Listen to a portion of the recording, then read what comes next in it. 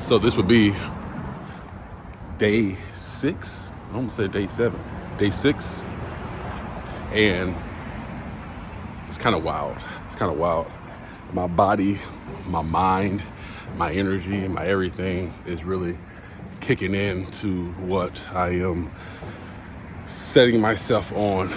And right now, I think I talked about it in the video that came yesterday, or that dropped yesterday. I just popped a video out and I was talking about the 3 things that distract us from success and making things happen.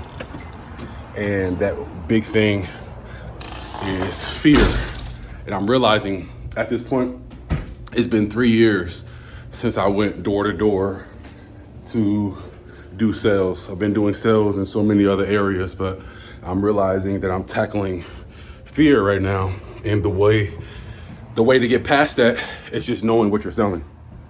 Knowing what you're selling, knowing how to sell it, knowing what the competition is doing, and putting yourself in a position to be able to make that sale and close that sale. Right now, my family's down, so this is one day of me just relaxing and digesting everything that I've done over the last 5 days of 14 to 16-hour days of work. We're talking about 60-hour days in about 5 days, right?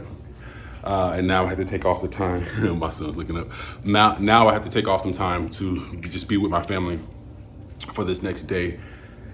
But as I pump myself up tomorrow to go smash doors for 8 hours, there's such a big learning curve that you got to break through when you're doing sales, when you're building out a business, when you're doing anything. And it's just not perfect, and it's not going to be perfect. But knowing who you are, knowing yourself, knowing the product is so important. And what I mean by knowing who you are in that transaction, knowing yourself, knowing what you're capable of doing, putting yourself in that position, and just knowing your product.